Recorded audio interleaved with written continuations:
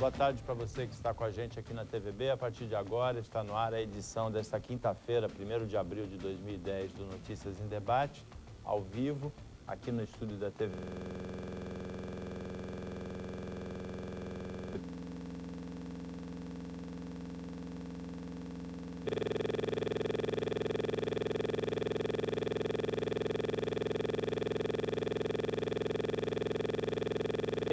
O médico de uma especialidade que tem tido muito trabalho nos últimos tempos, infectologista, Ricardo Aiden, boa tarde. Boa tarde, Paulo. Obrigado aí pelo convite. Boa tarde à mesa e aos espectadores da TVB. E o diretor da Associação Comunidade de Mãos Dadas de Santos, Eduardo Viana. Boa tarde, Eduardo. Boa tarde, Paulinho, doutor Ricardo. É uma alegria estar aqui nesse debate de hoje. Você, telespectadora, você, telespectador, pode participar pelo telefone 3563-2206 e pelo e-mail nd@tvb.com.br. Nós vamos discutir aqui as doenças infecciosas que têm acometido o Brasil, a nossa região. A gripe suína, que está tendo vacinação, é o assunto principal, e também a dengue. Mas nós vamos começar esse programa pedindo para o Eduardo Viana explicar o que é a CMD e qual é a ação da CMD. Então, a Associação Comunidade de Mãos Dadas, a CMD, é uma organização que foi criada na Baixada Santista em 96, que tem por objetivo defender os direitos da criança e do adolescente. E por conta disso, esses últimos acontecimentos, onde as crianças acima de 2 anos até 18 anos, adolescentes até 18 anos, estão excluídas da prioridade do governo na campanha de vacinação. Então, nas últimas semanas, a CMD tem se organizado, conversado com os órgãos de imprensa, com algumas autoridades, no sentido de sensibilizar o governo para rever esse posicionamento, e incluir as crianças e adolescentes nas suas prioridades. Uma coisa que está nos preocupando, Paulinho, é o seguinte: um dos argumentos do governo é que no inverno passado este grupo teve uma menor incidência da gripe, frente a outros grupos. Mas nós estamos lembrando na nossa documentação, nas pesquisas que fizemos, que os estudantes tiveram um recesso escolar forçado, portanto foram tirados. Em agosto, né, do ano passado? Exatamente, foram 15 dias de suspensão de aula e os estudantes tiveram seu convívio social restrito na época. Então o governo está comparando diferentes setores da população, segmentos da população, com um segmento que foi impedido de ter a sua rotina normal. Então, como que nós podemos afirmar com segurança que, de fato, este grupo é menos sujeito ao desenvolvimento da doença? Além do que é um vírus novo, onde a ciência ainda se debruça, com muito trabalho sobre isso, para identificar, avançar o seu conhecimento, e há uma questão jurídica séria. O artigo 227 da Constituição Federal é muito claro, quando diz que nós devemos dar absoluta prioridade aos direitos à criança e ao adolescente, inclusive o direito à saúde. Então, por que num momento como esse, justamente as crianças acima de 2 anos e adolescentes são excluídos das prioridades do governo? Escrevemos um artigo, ele está no site da cmd.org.br, onde nós fundamentamos isso, e com alguns agravantes, se você me permitir avançar. A própria Presidência da República, através da ABIN, Agência Brasileira de Inteligência, no seu site, em 19 de janeiro, publica que a França teve sobras de doses, alguns países como a Alemanha, a Holanda também tiveram doses em excesso, disponibilizaram essas doses no mercado internacional, portanto, não é falta de vacina, não é falta de recursos, porque o Brasil bate recorde de arrecadação, acabamos de sair em janeiro e fevereiro com 2 recordes de arrecadação. Então, o que talvez tenha havido é um equívoco que dá tempo de se corrigir. Nós estamos vendo, por exemplo, uma procura inferior àquela que nós esperávamos como nação, para a vacinação, de tal forma que nós poderíamos incluir este grupo também nas prioridades do governo. Aí entra o Ricardo Aiden. Tem algum motivo para o jovem ser menos suscetível à gripe suína do que outras faixas de idade? Não, absolutamente. Na verdade, as argumentações do Eduardo são insofismáveis, do ponto de vista técnico. Do ponto de vista técnico, o ideal seria que todas as camadas da população fossem igualmente vacinadas. Eu quero crer, pelo que a gente tem acompanhado, embora a gente não tenha as informações na sua totalidade, que é meio que uma escolha de Sofia, né? Você tem um recurso, às vezes, finito ou limitado para uma determinada coisa. É aquela que tinha 2 filhos e um ia viver e outro morrer, né? Aí você tem um recurso finito e você tem que priorizar aquilo no primeiro tempo. Embora todas as autoridades do governo questionadas sobre isso tenham afirmado claramente, eu já ouvi isso, inclusive o ministro da Saúde, que isso se estenderia aos outros grupos. Não houve em nenhum momento, a que eu saiba, a negativa disso. Agora, a justeza dos argumentos de que isso poderia ser desencadeado tudo ao mesmo tempo, ela é inquestionável, até pela Constituição de 88, que assegura direitos a todos e com respeito a uma série de outras questões, vacina de hepatite B e tudo, né? Só que assim, há que mesmo haver uma mobilização da sociedade nesse sentido. E como foi bem colocado, a procura tem sido bastante abaixo da média esperada, a ponto do governo ter anunciado, já desde ontem, anteontem, que vão prorrogar o prazo da vacinação, que se estenderia até 15 de abril e que já está sendo planejada para prorrogar, para permitir que as pessoas se vacinem. Somado a um sem número de e-mails apócrifos que foram distribuídos como spam na internet, eu mesmo recebi aí mais de meia dúzia deles, com as maiores inverdades e absurdos possíveis, denegrindo a vacina.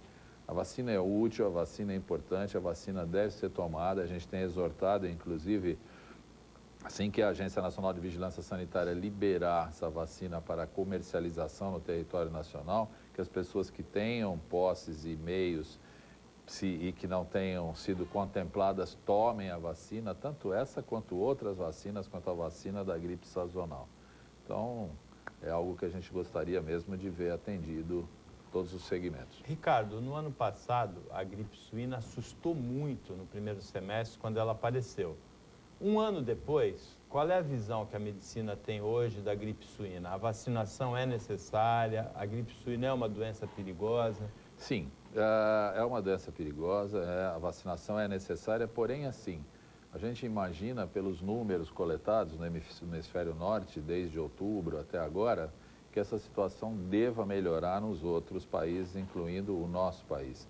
Em conversa que a gente tem tido com autoridades, com colegas de outros estados e que estão numa comissão nacional que estuda melhor esse problema da gripe, todos apostam numa melhora geral da coisa. Agora, é lógico que essa gripe, diferentemente de outras, por isso que atingiu essas proporções de pandemia, ela tem uma velocidade de propagação diferente. Agora, ela não é mais grave do que as gripes sazonais que estão aí. Proporcionalmente ao número de casos, a gripe sazonal do ano passado matou mais do que a H1N1. O problema é que a diferença está na propagação. A H1N1 se propaga como fogo em palheiro. E as outras gripes, por características próprias do vírus, não têm essa capacidade de propagação tão rápida que nem a H1N1, que são características próprias do vírus. Então, é óbvio que aí a gente tem que partir para aquela questão. Uma porcentagem de X% de 1 milhão, morre muito mais gente do que o mesmo X%, se fossem iguais, do que 10 mil pessoas atingidas. E causa, obviamente, comoção e tudo mais. Se morresse um caso, já era demais, né? Então, é por isso que acontecem essas coisas e por isso que essa questão tem que ser tratada de frente. Só que a boa notícia tem vindo. A Organização Mundial de Saúde já baixou 2 pontos no nível de alerta com respeito a esta gripe, dando conta de que a situação tem se mostrado melhor do ponto de vista dos outros países. A gente espera que fique nisso e daí só para melhor. Você é profissional de saúde, ou seja, você está no primeiro grupo que recebeu a vacina, não é isso? Sim. Você tomou a vacina? Tomei a vacina. Tomei a vacina o ano passado nos Estados Unidos durante um congresso médico que a gente fez em Boston em outubro. Já estava disponibilizado para quem quisesse tomar. Conta pra gente, a vacina é boa? Você falou que recebeu vários spams, aí vários e-mails assustadores pela internet contendo inverdades. O que tem de inverdade e o que tem de verdade sobre a vacina? Na verdade, como qualquer outra vacina, existem algumas restrições específicas. Exemplo, ela sofre passagens em proteínas do ovo. Quem tem alergia por ovo não deve usar essa vacina. Quem tem alergia por um dos componentes do antigo mertiolate, o timerosal, que serve de conservante dessa vacina, tem um caso na minha família, de um familiar meu que tem, não deve usar a vacina. Mas são alergias raras essas. São alergias eu nunca tinha raras. escutado falar nem de Sim. alergia de ovo, nem de mertiolate. Mas, por exemplo, eu tenho um caso na minha família, muito próximo de mim. E obviamente, também alergia pelo formaldeído. Agora, tem lá uma série de coisas que aparecem na internet, mercúrio, não sei o quê, até causar câncer eu já ouvi falar. Na verdade, tudo que foi feito até agora em todos os países onde ela foi usada, mostram que ela tem um número de casos de eventos negativos proporcional a outras vacinas de gripe, né? E, obviamente, excluído uma questão que aconteceu específica na gripe aviária, que atingiu lá o Sudeste Asiático, que a vacina teve uns problemas de fabricação e causou eventos mais sérios. Porém, essa vacina foi retirada, foi revista e não tem nada a ver com essa vacina da H1N1 que nós estamos tratando aqui. Essa aí é boa. Essa é boa sim. Agora, como é que o governo tomou essa decisão de tirar os jovens? Você acompanhou os bastidores? Você conhece a argumentação séria? Como é que foi tomada essa decisão de deixar para depois jovens de 2 a 18, né? Deixar para depois, não. De 2 a 18 não estão nos 6 grupos definidos, em nenhum dos 6 grupos definidos sobrar como prioridade, né? É por isso que nós estamos apontando isso como um erro do governo técnico e estratégico, né? Diante dos problemas que tivemos durante o ano passado e pedindo uma revisão desse procedimento. Esse argumento, essa nossa solicitação ganha força quando nós ouvimos o doutor Ricardo falar de que a população está procurando numa velocidade muito abaixo do que era esperado.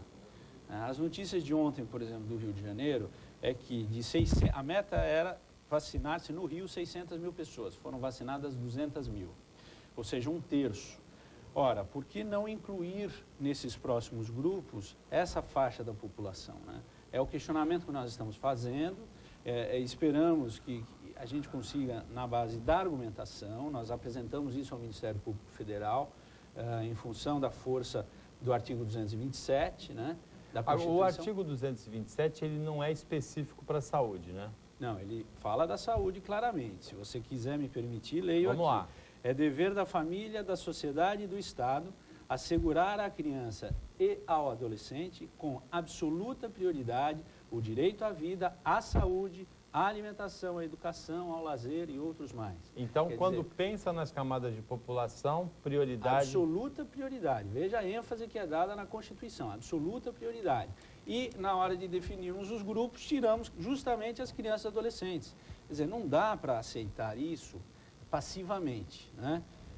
Ao apresentarmos isso ao Ministério Público Federal, o Ministério Público tem a sua tramitação, mas nós não queremos que isso venha por força de uma decisão judicial. Nós queremos argumentar já com o governo e fazer o governo repensar essa atitude imediatamente, porque também nós temos o prazo, o doutor Ricardo, tecnicamente pode nos esclarecer. Essa vacina ela tem um tempo bom, onde a sua proteção é maior, né? Quer dizer, nós temos, me parece que de 2 a 4 meses, depois de tomada a vacina, o período de maior proteção. Então também não adianta nós avançarmos demais no inverno e ficarmos esperando para que o momento melhor venha para a criança ou adolescente. Então, realmente, essa questão é urgente. No próximo bloco, o doutor Ricardo Aiden explica desse período bom da vacina e o Eduardo Viana explica se é difícil mobilizar a comunidade para uma causa tão clara como essa aqui nas cidades do litoral. Depois do intervalo. Voltando com o Notícias em Debate desta quinta-feira, véspera do feriado da Semana Santa, ao vivo, com participação da telespectadora, do telespectador, pelo telefone 3563-2206, pelo e-mail nd@tvb.com.br e com a presença aqui no estúdio da TVB do médico e infectologista Ricardo Aiden e do presidente da associação, do diretor da Associação Comunidade de Mãos Dadas de Santos, ex-presidente, o Eduardo Viana. Tem uma pergunta aqui bem interessante, Eduardo, que é exatamente no que a CMD está tocando em relação à gripe A, H1N1, apelidada de suína. É a Andréia de São Vicente que pergunta assim, por que algumas pessoas não podem se vacinar agora? Meu bebê, meu marido e eu pudemos nos vacinar. E minha filha de 2 anos não pode ser vacinada. Por quê? Então, justamente porque o governo criou grupos distintos, acho que, sob o ponto de vista de organização da população, faz algum sentido, né? Agora, ele criou grupos distintos e criou a sua escala de prioridades. Mas nós estamos justamente questionando essa escala de prioridades, Paulinho, porque acima de 2 anos, uma criança, vamos falar de criança de 2 a 6. Se uma das questões da gripe suína é o contágio, a facilidade, quer dizer, crianças dessa idade, né, chupeta, mão suja, tem uma facilidade muito maior para se contaminar. Por que que a gente já não vacinou com esse grupo até 2 anos, né?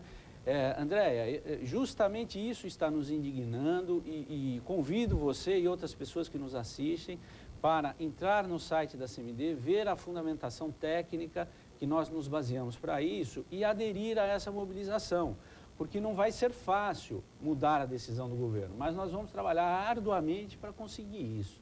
Então, quer dizer, é um negócio difícil de entendermos, apesar das razões do governo terem sido apresentadas e que nós estamos tentando mudar. www.acmd.org.br, é isso, né? É isso.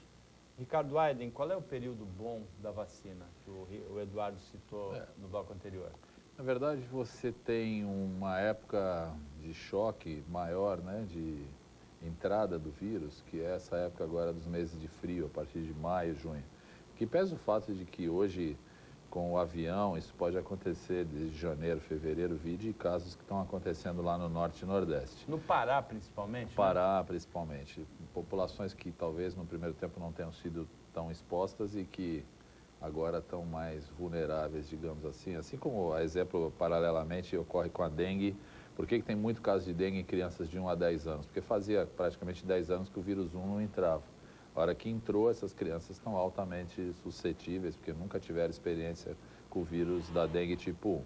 Mas assim, então o que acontece na prática com respeito a esse vírus H1N1 é isso que vocês já apontaram. Existe uma época onde ele incide mais, nas épocas dos meses de frio, e o preparo para isso, e as vacinas de gripe têm sido mais ou menos assim aqui no nosso país, o ideal é que se comece a vacinar de fevereiro para março, e durante o mês de março, abril, no máximo, para que quando esse vírus entre com mais força, a vacinação já esteja completa, a população prevenida. Então a hora é agora. A hora é agora, ainda há tempo para se estender essa vacinação e liberando, inclusive, para o comércio, para aquelas pessoas que se dispõem e têm condições de pagar uma vacina, a partir do dia 15, 20 de abril, não sei quando é que isso vai ser liberado, as pessoas acorram às clínicas também, aquelas que podem, evidentemente. Mas é lógico que é válido esse tipo de argumento que foi colocado aqui pelo Eduardo e se a gente puder estender isso a toda a população, será infinitamente melhor. Ricardo, por que será que a mobilização para vacina contra a gripe H1N1 é abaixo do esperado? O Eduardo citou que no Rio de Janeiro 1/3 do que era esperado. Esperavam vacinar 600 mil pessoas até agora, foram só 200 mil. O que será? O pessoal está preocupado com o julgamento lá do pai da Isabela Nardoni, está preocupado... Final do Big Brother. que é em outra emissora, mas o que será? O pessoal não está ligado, está mais preocupado com a dengue. O que acontece? Essa é uma soma de tudo isso que você colocou, uma própria característica cultural do brasileiro, mas assim, saibam... Ou falta uma campanha assim, mais assustadora, assim, mais determinada? Essa é outra dificuldade, né? A gente vê as autoridades de saúde, às vezes, na minha ótica, pegando leve no momento de, em frente a uma câmara como essa, falar das preocupações com dengue, com isso ou com aquilo, com aquele medo teórico de assustar a população.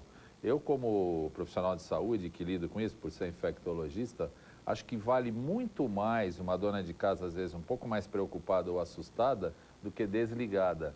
E que demore, por exemplo, às vezes 48 horas para levar um filho pequeno, um bebê que não sabe se comunicar ainda e que está com febre, em busca do socorro médico e às vezes já está com dengue há 48 horas e perdeu um tempo precioso. Ou mesmo gripe H1N1.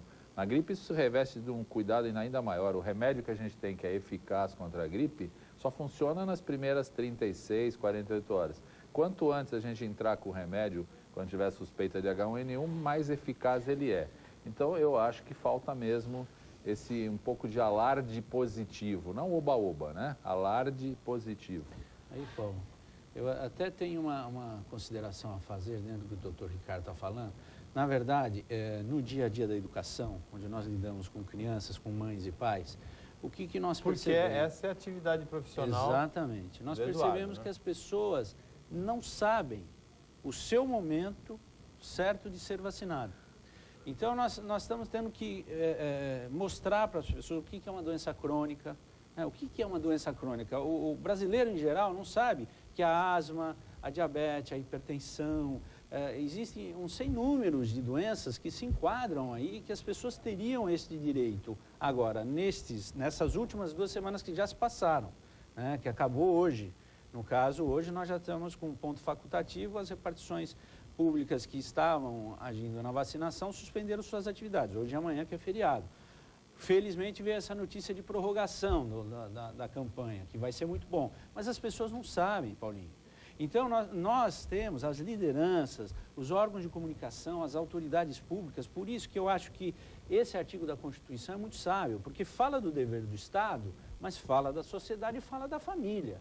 Quer dizer, não é só o poder público. Quando o poder público erra, a gente tem que ir em cima e tentar reverter o erro. Mas nós temos uma função, a escola tem, a TV tem, a internet tem, o consultório médico tem, e nós não podemos deixar cair na situação que vivemos hoje da dengue. Depois da epidemia instalada, voltou-se a falar de matar os criadores do mosquito. Tardiamente, quer dizer, nós estamos correndo o mesmo risco com a gripe suína, gente. Se nós não formos agora, com afinco, em busca da vacina, as pessoas têm que entender isso. A vacina é um direito nosso, nós pagamos os nossos impostos, nós temos que recorrer a isso. É lógico que a rede privada de saúde que vier a oferecer será muito bem-vinda, mas aquele que não tem as condições tem o direito de ser vacinado. E temos que correr atrás disso agora, porque depois que o H1N1 estiver instalado na sociedade, nós vamos já estar na fase curativa. E o Ricardo Aiden explicou bem, a fase intensa de propagação do vírus começa em maio, então a vacinação tem que ser até o final de abril, porque vacinação significa prevenção, não é? Exatamente. Idealmente. Mas é uma dificuldade mesmo, que o Eduardo colocou muito bem, é assim, os propósitos e os porquês. Afora também uma burocratização desnecessária. Por exemplo, eu cuido também de pacientes HIV positivos, vivendo com AIDS. E, logicamente, que eles, para se vacinar, por ser uma doença crônica, com algumas características especiais, eles devem procurar suas localidades específicas, os municípios de cada um deles. E alguns municípios estão exigindo que eles venham a nós e que a gente faça um tipo de uma certificação, declaro para os devidos fins que fulano de tal é paciente portador do vírus HIV em tratamento e tudo mais.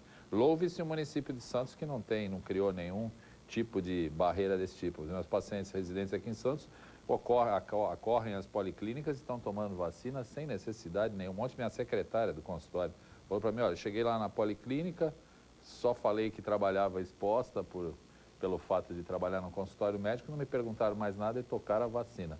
Já outros municípios, eu estou fazendo certificações todo dia, entendeu? Então soma-se uma série de coisas aí, essa desinformação sobre esses aspectos aí do que é uma doença crônica, e as pessoas ficam realmente baratinadas e às vezes perdem as oportunidades. Então a gente clama que as autoridades de saúde possam assumir os microfones das rádios, das televisões e tudo mais, exortando a população positivamente a se vacinar. O próprio senhor ministro da Saúde, que a gente viu falando, mas ele deveria repetir isso à exaustão e ser bastante enfático. Ricardo, eu já ouvi dizer que a agulha de aplicação dessa vacina é grande, é verdade isso? Depende do esquema proposto, mas é uma agulha que tem que atingir um plano mais profundo, né?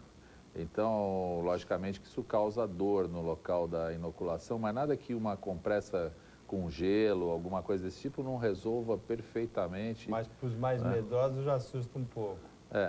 Tem gente que vai Mas a gripe é mais perigosa do que a Muito vacina, mais, né? muito É bom mais, pensar nisso muito também. mais. Quem tem medo da vacina, pensa bem, a gripe é Dói muito mais. pior.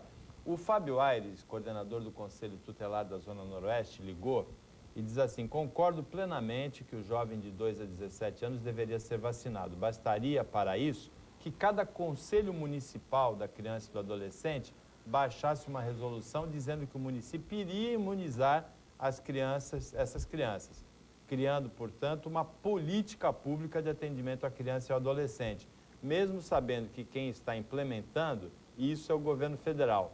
Isso não isenta o município de tomar essa atitude porque é corresponsabilidade.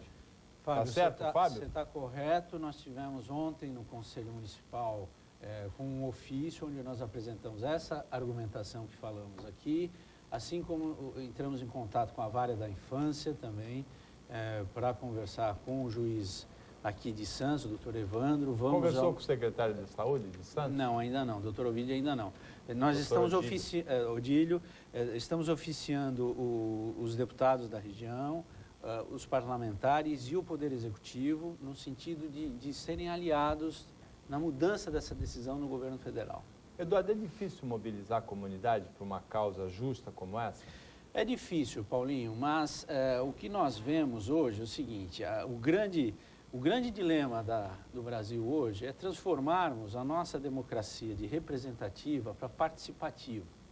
Nós estamos achando que o dia de votar é o dia onde nós exercemos toda a nossa cidadania, e não é bem assim, porque a gente tem que votar nos nossos representantes e participar da execução das políticas. Quando elas estiverem bem executadas, nós devemos apoiar. Quando elas precisarem de correção, nós temos que corrigir. É muito fácil nós chegarmos um dia a cada 4 anos, elegermos e tchau, vou cuidar dos meus afazeres. Isso é pouco, infelizmente. Mas, Eduardo, a gente viu há 2 semanas a população do Rio mobilizada lá contra a nova maneira de partilhar os recursos dos royalties. Aqui na Baixada é difícil de provocar uma mobilização desse tipo? Olha, Paulinho, eu não lembro de ter visto uma mobilização aqui na Baixada nos últimos anos assim. Com relação aos royalties, esse tipo de mobilização nas ruas realmente é difícil, mas o que nós temos de conselhos de direitos, de fórum da cidadania, de locais onde a nossa sociedade se reúne e vai provocando as pequenas mudanças, que às vezes são silenciosas. Veja a atuação do nosso conselheiro tutelar, como ele é ativo, sabe o que é a força de um CMDCA, né, que é como se fosse uma Câmara de Vereadores, mas da criança e do adolescente, com tão ou mais força do que uma Câmara de Vereadores, para esse tema. Então, quer dizer, esses fóruns são riquíssimos e nós precisamos nos apropriar deles. Tem algumas questões específicas aqui que vão ficar para o próximo bloco. Tatiane de Guarujá, por exemplo, ela diz assim: quando eu como ovo, passo mal, mas eu não sei se é porque sou alérgica ou se tenho pedra na vesícula, se é por isso. Aí ela pergunta: a vacina da gripe suína me faz mal? A Mara de Guarujá pergunta: doutor Ricardo, tem